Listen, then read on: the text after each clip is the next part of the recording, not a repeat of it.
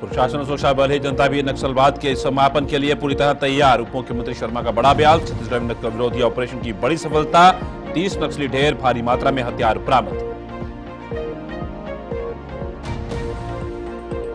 भिलाई विधायक देवेंद्र यादव ने शिक्षा को लेकर पूछे सवाल। आत्मानंद स्कूल में क्यों नहीं मिल रही बच्चों को सुविधा।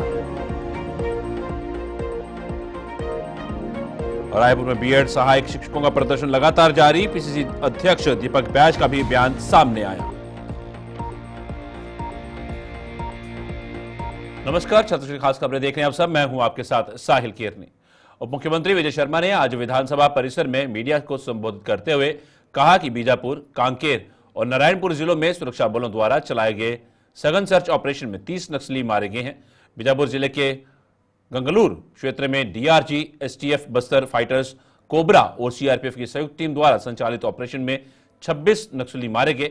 वहीं कांकेर और नारायणपुर के बॉर्डर इलाके में डीआरजी, बस्तर फाइटर्स और बीएसएफ की संयुक्त कार्रवाई में 4 अन्य नक्सली मारे गए। चलो बहुत बढ़िया। चलो वो ट्रैक्टर में लाद दो उन लोग का जितना सामान है। चलो, क्या नाम है?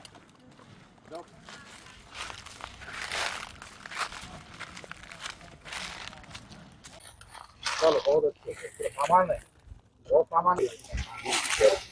विशेष रूप से आप सभी से मैं कुछ विषय रखना चाहता हूं, और वो ये है कि कल हुए जो नक्सल विरोधी ऑपरेशन है, जिसमें सर्च ऑपरेशन चल रहा था, हमारे DRG Bijapur, DRG, STF, DRG Sukma, Bastar fighter, cobra और सीआरपीएफ, ये सभी संस्थाओं के जवान मिलकर के सर्च ऑपरेशन में थे। कल सुबह 7 बजे से फायरिंग शुरू हुआ था गंगालूर क्षेत्र में, बीजापुर में, जो कि धुर नक्सल प्रभावित ही माना जाता है। और वहाँ पर ये फायरिंग शुरू होने के बाद दोपहर शाम तक बड़ी स्पष्टता के साथ समाचार आई कि 26 नक्सली इसमें मारे गए हैं और उनके शव भी बरामद किए गए हैं। शिनाख्ती का काम आज और कल में पूर्ण किया जाएगा। उनमें कितने के इनाम है, कितने नक्सली उसमें हैं, इन सारी चीज़ों को ये निर्धारित किया जाएगा। साथ ही साथ 4 नक्सली और भी हमारे कांकेर के ऑपरेशन में, जिसमें डीआरजी कांकेर, बस्तर फाइटर्स और बीएसएफ के जवान संयुक्त रूप से काम कर रहे थे। तो कांकेर और नारायणपुर के बॉर्डर एरिया में एक ये ऑपरेशन हुआ जिसमें 4 और लोग मारे गए। इस तरीके से बड़ी उपलब्धि जो नक्सल प्रभावित नक्सल ऑपरेशन के लिए मिली, वो 30 नक्सली कल मारे गए हैं। ये हम सबके बीच में ध्यान आया है। मैं इसके लिए विशेष रूप से AK-47 SLR, इंसास राइफल और 303 रॉकेट लॉन्चर, BGL लॉन्चर समेत अनेक तरह के विस्फोटक आदि भी इस पूरी प्रक्रिया में बरामद हुए हैं। TCOC के समय को उचित समझ करके एक मीटिंग अरेंज किया गया था, जिसमें इनको घेरा गया और ये संघर्ष के दौरान इन्होंने फायरिंग की, और फायरिंग करते जब इन्होंने की तो जवाबी फायरिंग में इनकी मृत्यु हुई। तो इन नक्सलियों के इस बीजापुर में विशेष रूप से इस मृत्यु के उपरांत बहुत बड़ी सफलता हमारे जवानों को मिली है। मैं विशेष रूप से इन सारी बातों के साथ साथ आपको और कुछ बातें बताना चाहता हूं कि 25 वर्षों से जब हम पामेड़ जा रहे थे, बीजापुर से पामेड़ जाया जाता था, अभी विगत 25 वर्षों से बीजापुर से पामेड़ जब जाते थे तो तेलंगाना से होकर जाना पड़ता था। अब और ये दूरी हमको 250 किलोमीटर पड़ती थी बीजापुर से पामेड़ जाने के लिए। अब सुरक्षा बल के जवानों के अभियान से बीजापुर से पामेड़ सीधे कोंडापल्ली तर्रेम होकर के जाया जाता है और यह 90 किलोमीटर में पहुंचते हैं। जो आपको तेलंगाना होकर के जाना पड़ता था, अब ये 90 किलोमीटर पहुंचते हैं। ये सड़क प्रारंभ हुआ है, न सिर्फ सड़क प्रारंभ हुआ है। कांग्रेस के विधायक देवेंद्र यादव ने विधानसभा के बजट सत्र में शिक्षा का मुद्दा उठाते हुए सरकार से सवाल पूछा। उन्होंने कहा कि हमारी सरकार ने स्वामी आत्मानंद स्कूल खोला था, जो इंग्लिश मीडियम था, जिसे नाम बदल मगर सुविधा नहीं दी गई। पीएम श्री का नाम दिया गया मगर सुविधा बच्चों को नहीं दी जा रही। क्यों सरकार शिक्षा को लेकर संजीदा नहीं है, जिसे लेकर सवाल पूछे गए। प्रदेश में जब से भारतीय जनता पार्टी की सरकार बनी है, उसके बाद से ही Swami Atmanand English medium school जो हैं, उनकी स्थितियां लगातार जर्जर हो रही हैं। उस पर इंफ्रास्ट्रक्चर वाइज जो खर्च करना चाहिए वो सरकार करने में विफल है। हमने जिन स्कूलों को पिछले सरकार में घोषणा की गई थी कि इनको भी इंग्लिश मीडियम स्कूल बनाया जाएगा, उन स्कूलों को भी अभी तक इंग्लिश मीडियम में नहीं लिया गया है। भिलाई के अंदर भी यही व्यवस्था है, उसी को लेकर मैंने प्रश्न किया था और लगभग पीएम श्री का नाम तो जोड़ दिया गया, लेकिन उसके साथ जो व्यवस्था करनी चाहिए सरकार को, उसमें सरकार पूरी तरह फेल है। इंफ्रास्ट्रक्चर वाइज आज सदन के समक्ष मैंने ये बात रखी कि जिन स्कूल की घोषणा हो चुकी है इंग्लिश मीडियम को बनाने के लिए, क्या आप उसको बनाएंगे क्या, लेकिन उस पर कोई भी स्पष्ट जवाब नहीं आया। मैंने यहाँ तक बोला कि क्लास 11th में कॉमर्स की क्लासेस नहीं हो पा रही है जिन स्कूल्स में, वहाँ पर आप कॉमर्स की क्लासेस शुरू करेंगे क्या, लेकिन उस पर भी कोई जवाब नहीं आया। पीएम श्री का नाम लेके माननीय मुख्यमंत्री जी ने बड़ी तारीफ की कि पीएम श्री योजना से बहुत विकास होगा प्रदेश के स्कूलों का, लेकिन मैंने 2 कमरे मांगे एक स्कूल के लिए तो मुझे 2 कमरे भी दिए नहीं गए। तो इस तरीके से ये सरकार साए साए कर छत्तीसगढ़ में बीएड सहायक शिक्षकों का प्रदर्शन लगातार जारी है और अब इसे लेकर पीसीसी अध्यक्ष दीपक बैज का भी बयान सामने आया है। दीपक बैज ने पत्रकारों से चर्चा करते हुए कहा कि छत्तीसगढ़ में बेरोजगार को खून से चिट्ठी लिखकर मुख्यमंत्री से रोजगार की मांग करनी पड़ रही है। और क्या कुछ कहा उन्होंने, आइए देखिए। सरकार की नाकामी इस कदर बढ़ चुकी है कि अब छत्तीसगढ़ के बेरोजगार अब अपनी नौकरी पाने के लिए अब खून से चिट्ठी लिखना पड़ रहा है। कल जिस तरह से इस सरकार में बर्खास्त बीएड के शिक्षक अपनी खून से सरकार को चिट्ठी लिख रहे हैं कि उन्हें कहीं न कहीं समायोजन किया जाना चाहिए। इसलिए क्योंकि पिछले समय पूर्व शिक्षा मंत्री ने लगभग 34,000 शिक्षक भर्ती करने का विधानसभा में घोषणाएं की थी, उसका क्या हुआ? और वर्तमान में शायद इस बजट सत्र में 20,000 शिक्षकों की भर्ती करने का फिर से नया जुमला इस सरकार ने छत्तीसगढ़ के बेरोजगारों को दिया है।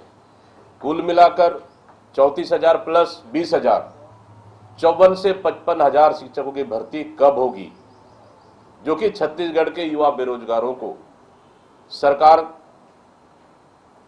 को। छत्तीसगढ़ के उप मुख्यमंत्री अरुण साव ने मीडिया से चर्चा करते हुए आज रायपुर में होने वाले प्रदेश भाजपा की बड़ी बैठक को लेकर कहा कि चुनाव और पंचायत चुनाव में ऐतिहासिक जीत मिलने के बाद यह पहली बैठक है। निश्चित रूप से चुनाव के परिणाम को लेकर चर्चा होगी। आने वाले समय में 30 मार्च को देश के यशस्वी प्रधानमंत्री नरेंद्र मोदी का दौरा प्रस्तावित है, उसे भी लेकर चर्चा होगी और अगले जो संगठनात्मक विषय, उन सारे विषयों की चर्चा इस बैठक में होगी।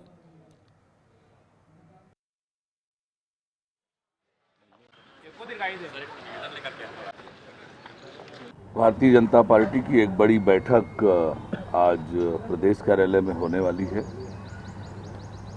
निकाय के चुनाव और पंचायत चुनाव में ऐतिहासिक जीत मिलने के बाद ये पहली बैठक है, तो निश्चित रूप से चुनाव के परिणाम को लेकर चर्चा होगी।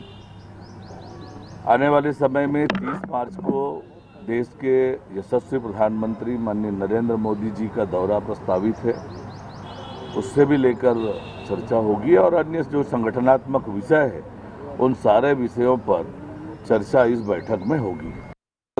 जिस प्रकार से अबूझमाड़ एक बड़ा कठिन क्षेत्र था जहां पर हमारे सुरक्षा बल के जवानों ने ऑपरेशन किया, और अब उससे भी कठिन और दुर्गम क्षेत्र जो बैलाडीला की पहाड़ी है, उस पहाड़ी पर योजना बनाकर 30 नक्सलियों को हमारे धमतरी पुलिस थाना सिटी कोतवाली को मुखबिर से सूचना मिली कि नया बस स्टैंड के पास सोयम वाधवानी नाम का व्यक्ति अपने पास प्लास्टिक झिल्ली में अवैध मादक पदार्थ रखकर बिक्री हेतु ग्राहक तलाश कर रहा है। सूचना पर तत्काल कोतवाली पुलिस पहुंची और घेराबंदी कर आरोपी सोयम वाधवानी को गिरफ्तार कर लिया।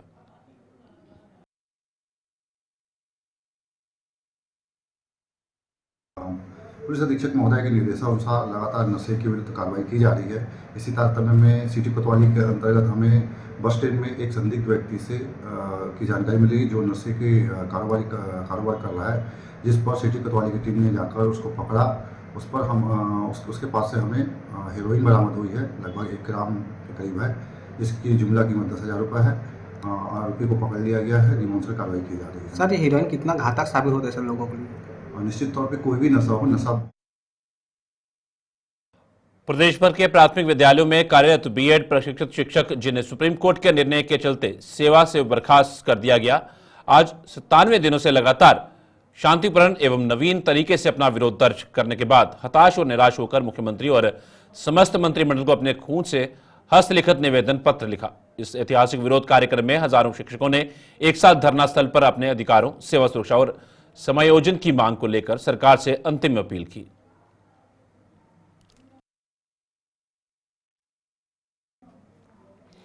राजधानी रायपुर से सटे तूता गांव में 3 सटोरिये गिरफ्तार किए गए हैं। तीनों के कब्जे 16,000 नकदी जब्त की गई।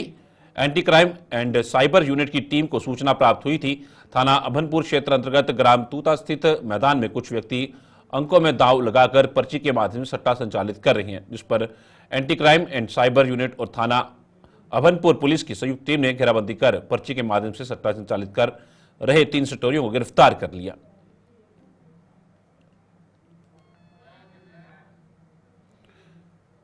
छत्तीसगढ़ राज्य महिला आयोग की अध्यक्ष डॉक्टर किरणमयी नायक एवं सदस्यगण लक्ष्मी वर्मा, सरला केसुरिया, ओजस्वी बडावनी एवं दीपिका शोरी ने आज छत्तीसगढ़ राज्य महिला आयोग के कार्यालय रायपुर में महिला उत्पीड़न से संबंधित प्रकरणों पर सुनवाई की। आयोग की अध्यक्ष डॉक्टर किरणमयी नायक की अध्यक्षता में प्रदेश स्तर पर आज 307वीं सुनवाई हुई। रायपुर जिले में 149वीं जन सुनवाई हुई।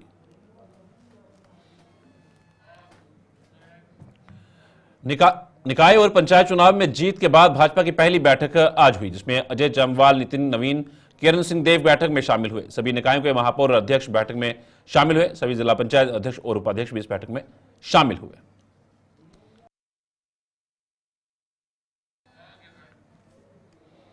छत्तीसगढ़ी खास खबरें फिलहाल इतना ही। दीजिए इजाजत, नमस्कार।